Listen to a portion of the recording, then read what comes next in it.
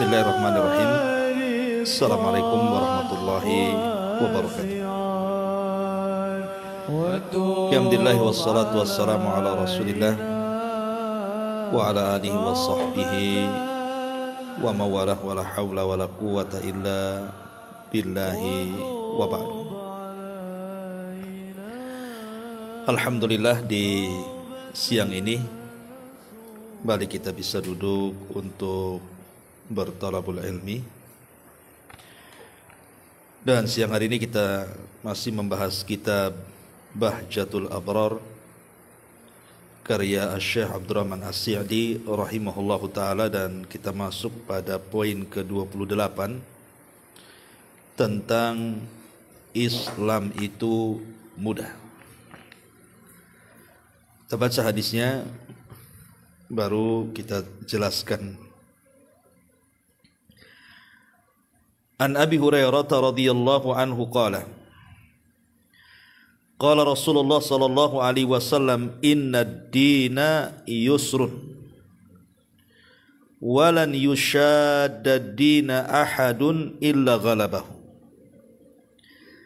fashaddidu wa qaribu wa abshiru wasta'inu bil ghudwati war rawhati wa syai'in minad dulja. Muttafaqun alaihi wa fil lafdin wal qasda al qasda tablughu.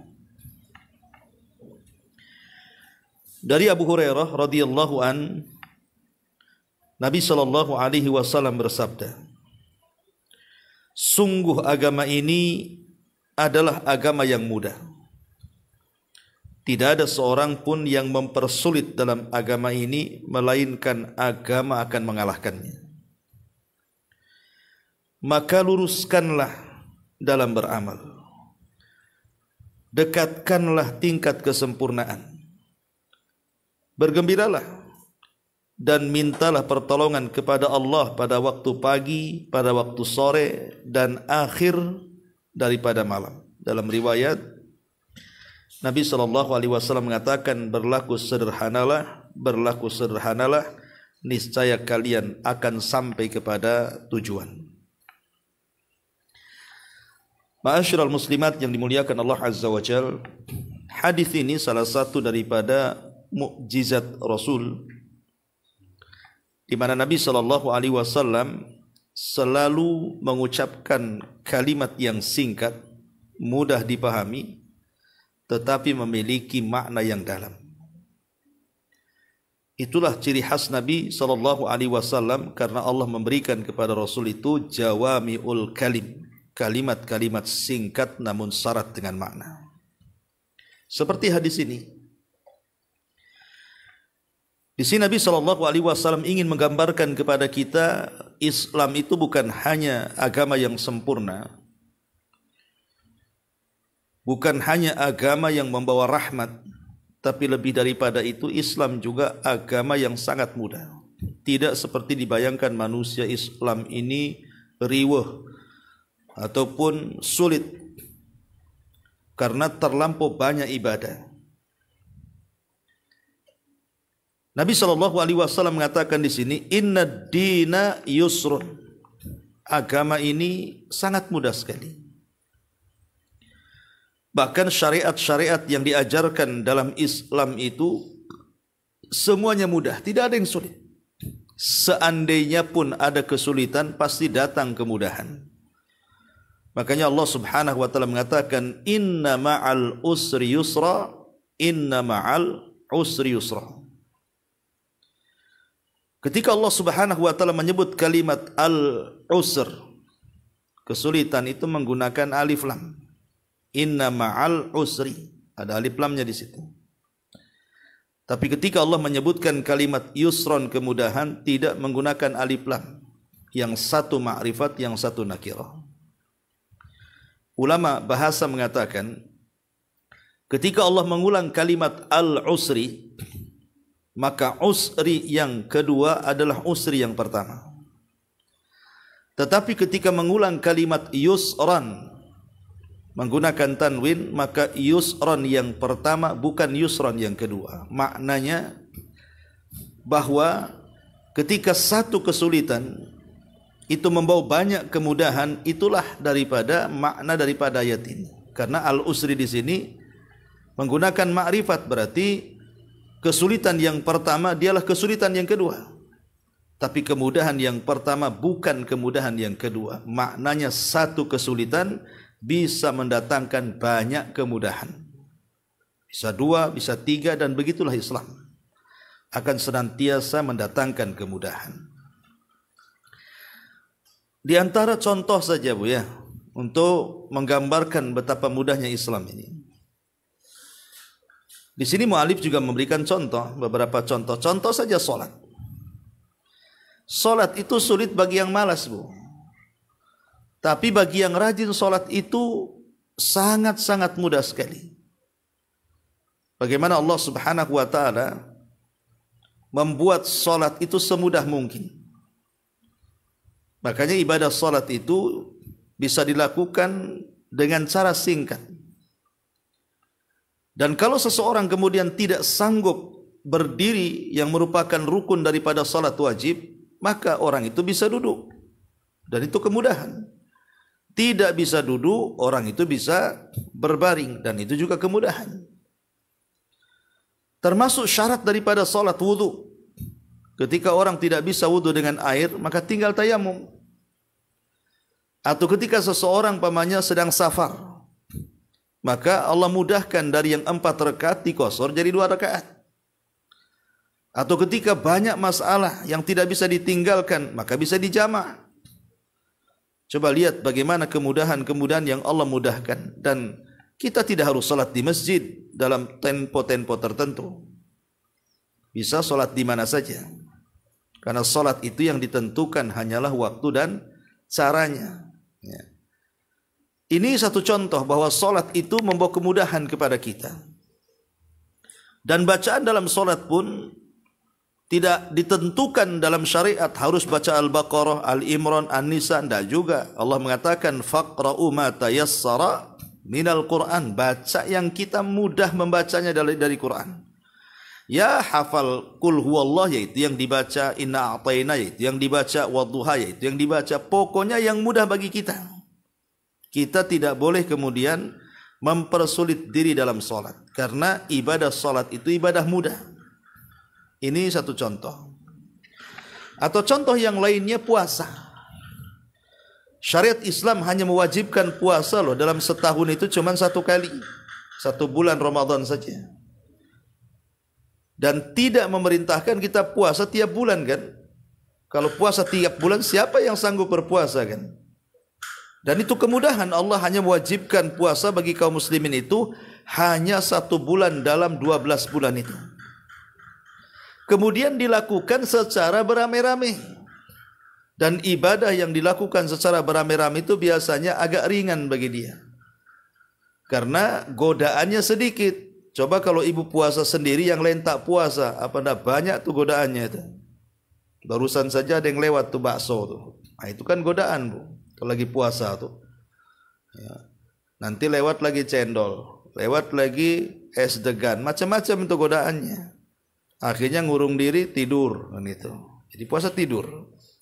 Jadi contoh ini puasa kan mudah. Seandainya pun kita tidak bisa berpuasa Ramadan karena sakit atau karena safar, boleh membatalkan puasa dan itu kemudahan. Dan bisa diqadha di hari yang lain. Atau kalau memang tidak sanggup sama sekali, jangan lagi puasa Ramadan, apalagi qadha, bisa diganti dengan fidyah. 1 hari tak puasa, 1 hari ngasih makan fakir miskin. Lihat bagaimana Allah Subhanahu wa ta'ala memberikan kemudahan dalam puasa. Atau dalam zakat juga sama. Kalau orang pamannya punya uang seharga 85 gram emas, berapa yang dikeluarkan Bu? Cuman 2,5% Bu. Kalau saya uangkan seperti ini, kalau orang punya uang 100 juta, maka yang dikeluarkan itu kan cuman 2.500.000. Berarti masih ada berapa tuh? 97 lagi kan? 500 juta itu yang ada, karena cuma 2,5% aja dikeluarkan tuh. Ya. Kan tidak mempersulit. 2,5 juta dibandingkan 100 juta masih banyak lah duitnya tuh. Belum lagi dikeluarkan 1 kali dalam setahun, bukan tiap bulan. Dan ini menunjukkan kemudahan, betul-betul Allah Subhanahu wa taala mudahkan. Begitu juga haji. Haji walaupun wajib, tetapi Allah iringi dengan kalimat istita'ah. Man istata'a ilaihi sabila. Artinya diiringi dengan kemampuan. Kalau tak mampu ya sudah lah, tidak mungkin jalan kaki. Makanya saya heran ada orang naik haji itu naik sepeda pula dari sini. Ada yang jalan kaki, aduh, itu nyiksa diri bu. Nggak perlu kita lakukan seperti itu. Karena Islam itu tidak boleh memberat-beratkan. Karena siapapun yang memberatkan Islam, nanti Islam memberatkan dia. Ya, jadi ini contoh-contoh saja di mana Allah Subhanahu wa taala itu memudahkan segalanya. Ya. Makanya Allah Subhanahu wa taala mengatakan inna dina yusrun. Agama Islam ini agama yang sangat mudah. Ma ja'alallahu alaikum fid dini min haraj. Allah tidak menjadikan kesulitan dalam agama kalian. Kemudian Rasul mengatakan walan yushadad dina ahadun illa ghalabah. Dan tidaklah orang mempersulit di dalam pengamalan agamanya kecuali agama akan mempersulitnya. Begini bu maksudnya. Saya buat analogi dulu bu ya. Kalau ada 2 orang yang bertanding bu, anggap saja tanding lari dari start sampai finish. Ini yang satu orangnya memang pelari, biasa olahraga dia. Ya. Yang satu biasa-biasa saja orangnya. Kalau seandainya kemudian seseorang adu lari dengan orang yang kencang gitu ya, larinya, maka tentu yang menang adalah orang yang ahli lari kan. Pasti yang tidak suka latihan lari pasti dia kalah kan itu. Artinya bahwa kemenangan orang yang menang dalam lari itu karena sebuah latihan. Sama juga dengan ibadah bu. Kalau ibadah itu terus dilatih, pasti juga banyak ibadah dia bisa akan bolong.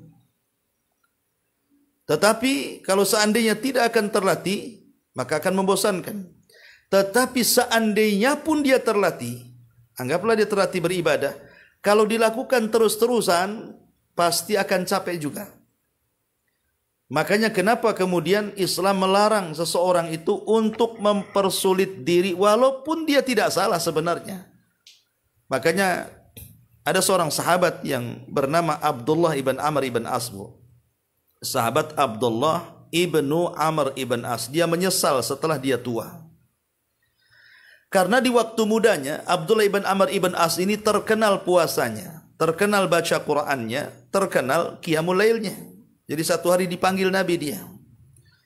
Kemudian dinasihati oleh Nabi, wahai Amr, wahai Abdullah ibn Amr katanya.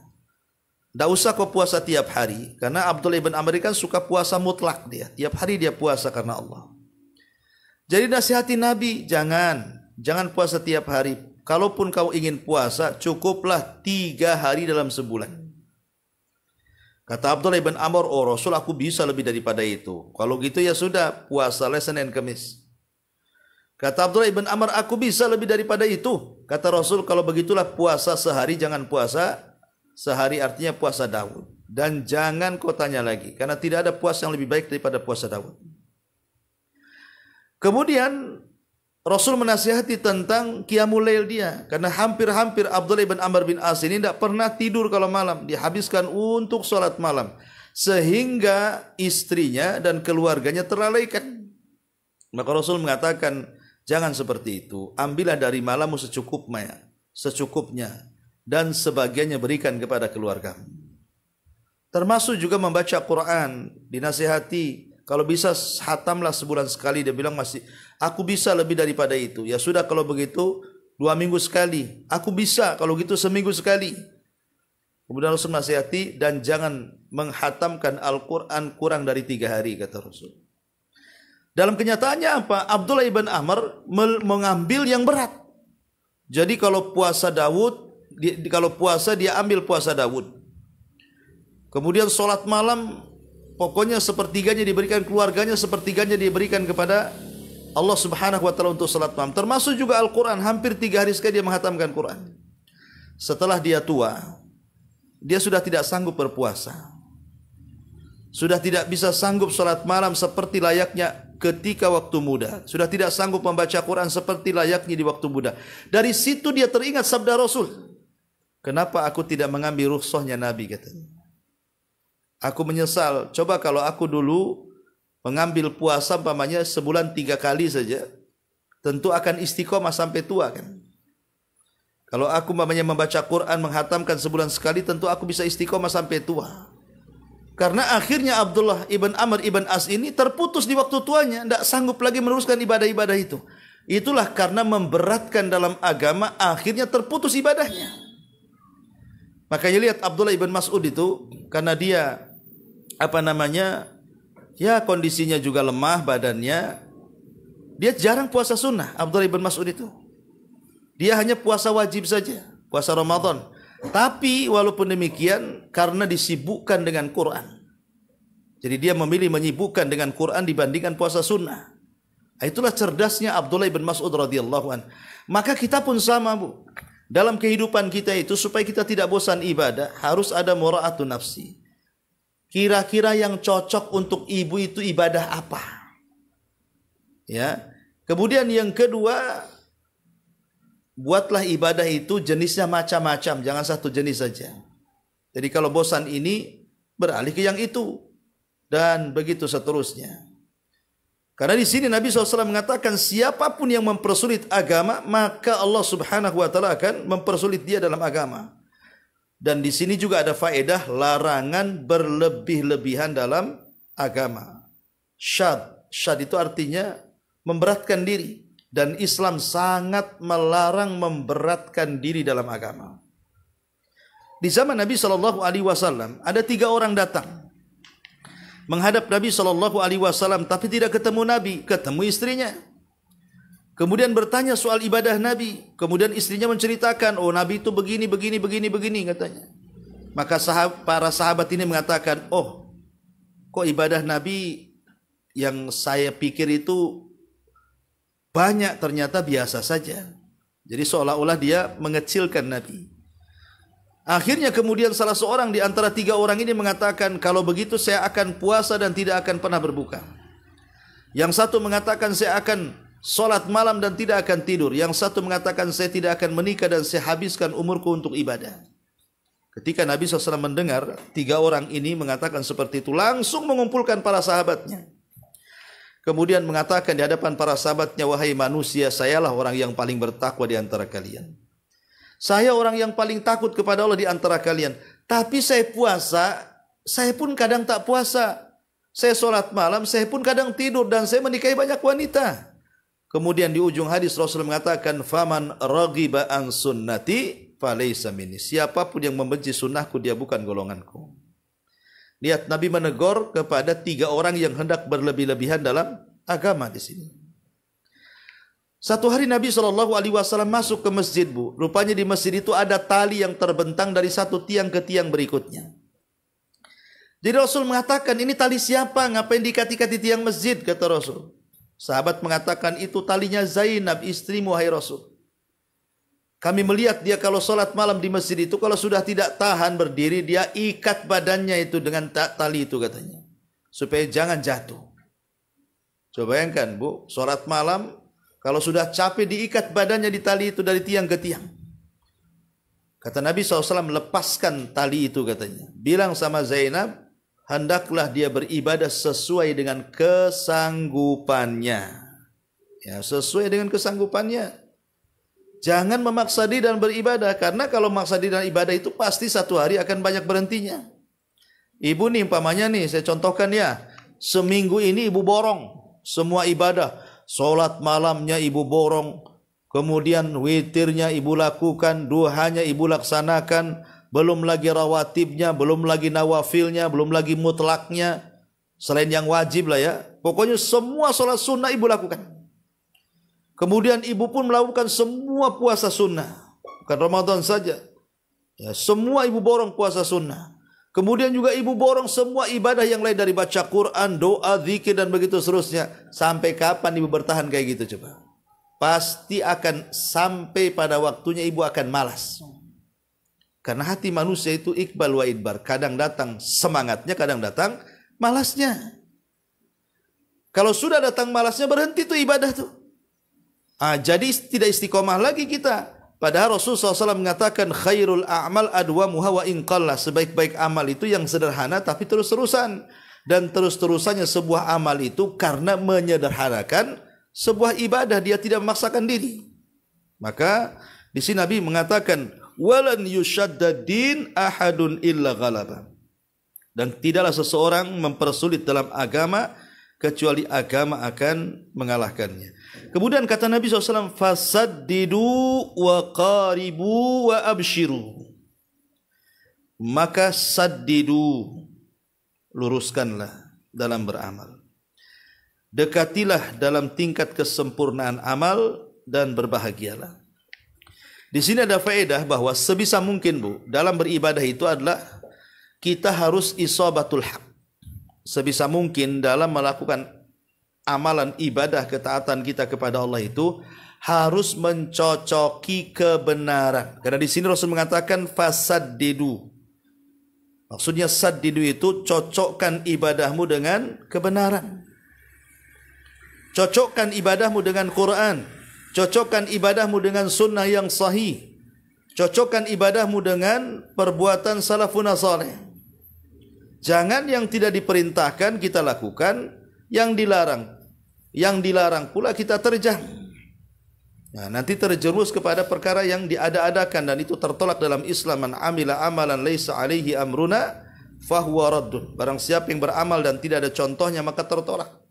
Maka kalimat fasaddidu sebisa mungkin dalam melakukan ibadah itu isabatul haq. Kalau bisa mencocoki kebenaran. Jangan membuat-buat ibadah. Ya, sedikit sesuai dengan sunnah lebih baik daripada banyak tapi semua bid'ah. Itu maksudnya. Kemudian kata Rasul waqaribu. Minimalnya dekatkan dengan amalmu menuju kesempurnaan. Boleh jadi mungkin seseorang itu sedang safar atau sedang sakit. Kadang-kadang sulit untuk ibadah. Tapi sebisa mungkin kita melakukan ibadah. Ya, sebisa mungkin dalam kondisi sakit pun sebisa mungkin kita melakukan ibadah sesuai dengan kemampuan dia untuk menyempurnakannya. Tapi bagaimanapun Islam ini kan agama yang luar biasa. Kalau orang terbiasa sholat malam, orang terbiasa puasa, kemudian dia sakit dan tidak bisa sholat malam lagi, tidak puasa lagi, maka dia tetap mendapatkan pahala keduanya di saat sakitnya atau di saat safarnya, selama dia tidak pernah meninggalkan amalan-amalan sunnah tadi. Kemudian wa abshiru, baru kemudian Nabi SAW memberikan kabar gembira. Kalau ibadah kita sudah cocok dengan kebenaran, dengan Quran, dengan sunnah, dengan fahmu salaful ummah, kemudian dalam kondisi sakit, safar pun kita berusaha untuk menyempurnakan ibadah, maka berbahagialah kata Rasul. Wa abshiru, berbahagia. Artinya apa? Maka engkau akan mendapatkan surga. Kemudian Nabi SAW mengatakan wasta'inu bil ghudwati warrauhati wa syai'i minad dulja. Mintalah pertolongan kepada Allah pada waktu sore, mintalah pertolongan kepada Allah pada waktu sore, pada waktu pagi, pada waktu sore, dan juga di akhir daripada malam hari. Maksudnya apa di sini? Maksudnya begini, Bu. Ibadah itu, Islam itu kan mengatur ibadah itu macam-macam kan, Bu. Ada ibadah yang dilakukan di pagi hari. Ada ibadah yang diperintahkan dilakukan di sore hari. Ada ibadah itu yang diperintahkan di malam hari. Contoh umpamanya sholat duha, maka itu ibadah yang diperintahkan di pagi hari. Ya. Kemudian contohnya umpamanya sholat malam, maka itu diperintahkan di malam hari gitu. Kemudian zikir pagi petang, ya maka disunnahkan dibaca di petang hari. Jadi Islam itu terkadang membagi-bagi ibadah itu di berbagai macam waktu supaya kita punya pilihan, Bu, supaya tidak bosan. Ya. Jadi kalau orang malas nih ibadah duha, bisa sholat malam dia. Oh, dia tidak bisa sholat malam, dia bisa zikir di sore hari. Ya, jadi di sini dengan banyaknya ibadah yang diperintahkan pagi, siang, malam dalam syariat Islam itu supaya kita memilih. Ya, dan ini salah satu bentuk supaya kita tidak bosan, karena Allah itu tidak akan pernah bosan dengan ibadah kita. Kita yang akan bosan dengan ibadah itu. Karena manusia itu memang fitrahnya bosan. Jangan lagi ibadah, makan aja bosan, Ibu. Si tempe lagi. Kapan rendangnya? Kan itu. Nanti dikasih rendang terus tiap hari, bosan juga. Kapan saya rasamnya? Itulah manusia, makan aja bisa bosan dia. Ya, orang yang bekerja juga bosan tuh, kalau lama-lama itu aja kan, lama-lama pengen pindah juga dia. Ada waktu-waktu itu orang bosan. Lah dalam ibadah juga sama, manusia itu terkadang dihinggapi bosan. Ingat, Allah tidak akan bosan dengan ibadah. Kita yang bosan. Lah makanya solusi supaya tidak bosan, maka hendaklah dibuatlah ibadah itu beragam, jangan satu ragam saja. Bosan baca Quran, zikir. Bosan zikir, salat. Bosan salat, sedekah. Bosan sedekah, silaturahim. Begitu, ya, supaya tidak berhenti ibadahnya. Ya, begitulah maksud daripada hadis Nabi sallallahu alaihi wasallam, wasta'inu bil ghudwati warawhati wa syai'in minad dulja, dan dalam riwayat yang lain wal qasda tablughu. Sederhanalah niscaya kalian akan sampai kepada tujuan. Sebab kalau orang memberatkan ibadah pasti terputus di jalan. Tidak akan. Seperti umpamanya ibu lagi safar, bawa uang 1 koper, Bu, tapi ibu boros di tengah jalan, beli ini, beli itu, belum sampai tujuan dah habis uangnya. Ya terputuslah perjalanannya. Lah itu sama juga, Bu. Orang yang ibadah, ibu borong ini, borong itu, borong ini, sholatnya, zikirnya, baca Qur'annya, akhirnya lama sendiri berhentilah ibadahnya, tidak sampai tujuan. Makanya Rasul mengatakan wal qasda tablughu, sederhana dan sederhana kalian akan sampai kepada tujuan. Ma'asyiral muslimat yang dimuliakan Allah Azza wa, ini diantara makna daripada hadis yang kita baca. Kita ambil poin perkataan mu'alif ini pada halaman ke-109-nya saja, karena tadi yang saya jelaskan ini semua ringkasan dari yang saya yang dapat dalam kitab ini. Di dalam halaman 109 di sini ada beberapa kaedah yang terlahir dari hadis yang kita baca. Kaedah pertama, kemudahan yang terkandung di dalam syariat ini bersifat umum. Ingat, kemudahan yang terkandung dalam syariat Islam ini bersifat umum. Jadi umum pada semua perintah, pada semua larangan, pada semua yang dihalalkan, pada semua yang diharamkan. Semua isi agama ini mudah. Ya, termasuk juga dari bab ibadah sampai bab muamalah gitu ya. Dari bab muamalah dengan sesama kaum muslimin sampai muamalah dengan orang kafir, maka Islam itu sangat mudah sekali. Contoh umpamanya, ya, orang yang melakukan dosa. Anggaplah dia melakukan dosa seumur hidupnya. Nah, dosa mana yang tidak pernah ia lakukan? Semua dia lakukan. Tetapi karena agama ini mudah, agama ini santun, tetap saja kalau dia datang kepada Allah bertobat, pasti Allah akan ampuni itu tobat dosa-dosanya. Dan itu kemudahan Islam. Karena di luar daripada Islam, kalau mereka melakukan dosa, mereka ada tebus dosa tuh dengan uang sekian itu kan. Nah, ini kan sulit, ngapain dosa ditebus-tebus duit? Nyari duit pun susah kan itu. Tapi Islam tidak. Tidak harus tebus dosa dengan uang. Cukup bertobat dengan taubatan nasuha. Maka itu dimudahkan semuanya. Ya. Kalau kita lihat bermuamalah dengan orang-orang kafir, selama kafir itu tidak memerangi Islam, maka kita tetap bermuamalah dengan mereka, tetap berbuat baik kepada mereka, tetap juga kita memberikan hadiah kepada mereka untuk melembutkan hati-hati mereka, dan itu semua kemudahan Islam. Ya, jadi bab apapun Islam itu sangat mudah. Nah, di sini makna daripada bahwa kemudahan yang terkandung dalam syariat ini bersifat umum. Yang kedua, di balik sesuatu yang berat itu pasti ada keringanan di saat yang bersamaan.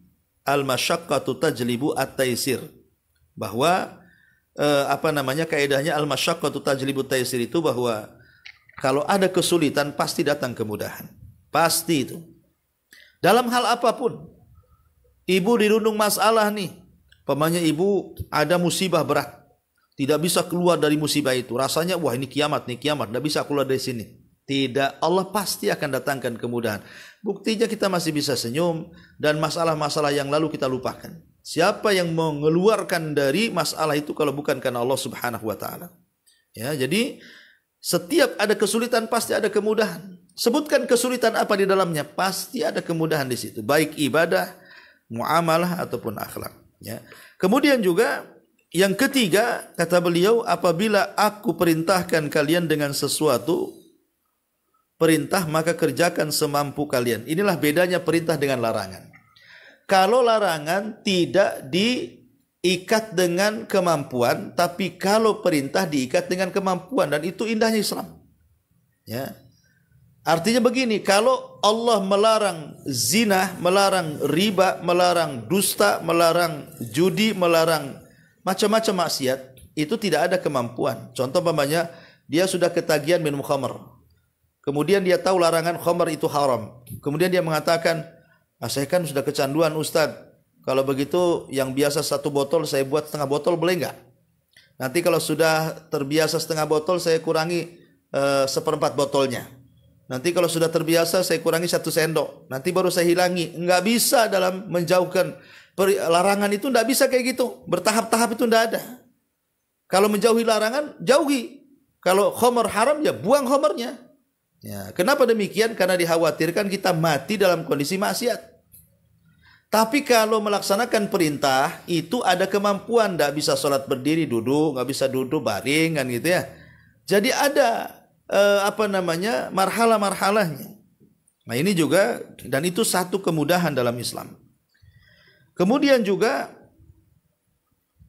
karena kalau seandainya sholat dipaksakan harus berdiri, susah juga kalau orang punya asam urat tuh, atau punya luka gitu kan, dipaksa-paksa dia nggak khusyuk, dia nahan sakit jadinya. Kemudian kaidah yang keempat, penyemangat bagi orang-orang yang beramal, kabar gembira bagi mereka berupa kebaikan dan pahala yang didapat dari amalan-amalan yang sederhana itu. Jadi orang kalau beramal sederhana itu Bu, pasti akan dapat tujuan. Karena apa? Dia akan terus-terusan beramal, akan istiqomah ya. Dan yang terakhir, wasiat yang bermakna luas terkait tata cara menempuh perjalanan menuju Allah yang tidak butuh dari segala sesuatu, dan sesuatu itu pasti membutuhkannya. Wallahu a'lam bishawab. Ini di antara agama Islam itu adalah agama yang mudah dan tidak ada yang sulit. Karena ini saya tutup ya dengan satu kisah. Waktu saya dakwah di salah satu pulau di Kepri ini Bu. Jadi di pulau itu ada masjid khusus untuk mu'alaf di Anambas ya. Jadi waktu saya ke Anambas, jadi di Anambas itu ada masjid itu dibangun oleh orang Cina yang mu'alaf tuh. Jadi kebetulan saya ngisi di masjid yang dibangun oleh orang-orang Cina tuh, Cina-Cina mu'alaf. Jadi habis selesai ngaji, adalah seorang mu'alaf itu duduk di samping saya. Kemudian dia menceritakan tentang pembangunan masjid ini. Kemudian saya bertanya kepada mu'alaf ini, Bang, coba ceritakan macam mana abang masuk Islam. Ya, jadi diceritalah bagaimana awal mula dia masuk Islam. Sampai dia akhirnya menceritakan satu kisah yang menggelitik telinga saya. Begini Pak Ustadz katanya, sebenarnya kawan-kawan saya itu banyak yang mau masuk Islam loh. Banyak, bukan satu, banyak ya yang mau masuk Islam itu. Nah, jadi saya tanya, kenapa tak mau masuk Islam? Itulah Pak Ustadz katanya, mereka takut sunat Pak Ustadz katanya. Ya. Jadi tak mau masuk Islamnya itu karena takut sunat. Lah ini kan yang salah ustadznya ini, masa masuk Islam harus sunat dulu kan? Masuk Islam tuh syahadat dulu, jangan ditakut-takuti sunat dulu. Ya. Masuk Islam dulu, syahadat. Lama-lama kita ajari tentang masalah hukum-hukum Islam. Nanti dia pun sunat sendiri tuh kalau sudah tahu hukum-hukum Islam. Ini ndak disuruh sunat dulu baru syahadat. Ya takut semua lah orang sunat. Akhirnya ya ndak mau masuk Islam kan? Nah ini kan bahaya. Ya, makanya Nabi SAW itu mengatakan kepada Mu'adz bin Jabal ketika diutus ke Yaman itu, apa kata Rasul? Basyira wala tu'assira. Beri kabar gembira, jangan kau persulit mereka. Ya, dekatkan mereka, jangan kau buat lari. Nah, makanya ketika Mu'adz bin Jabal salat Isya, dihantam Al-Baqarah, ada satu orang keluar tak tahan, kemudian salat sendiri. Kemudian Mu'adz bin Jabal marah-marah dan mengatakan, kau munafik ya, kenapa keluar daripada jamaah katanya.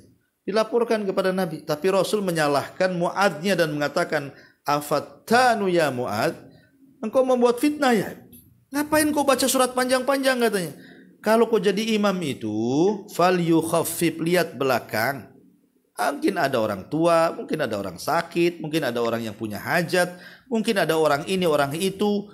Jangan main hantam sesukamu, lihat makmumu, kata Rasul kan. Nah, itulah menunjukkan kemudahan dalam Islam. Wallahu a'lam bishawab. Ya, silakan Bu, kita buka tanya jawab.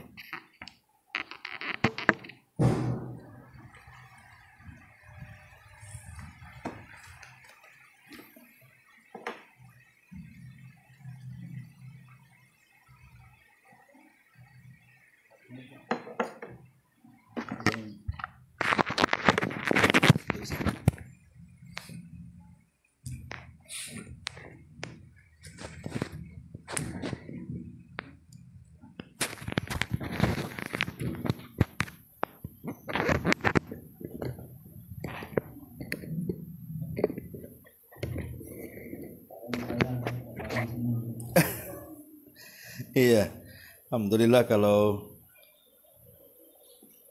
ya ini ada pertanyaan dari YouTube ya tentang apa makna daripada agama Islam itu adalah agama yang mudah.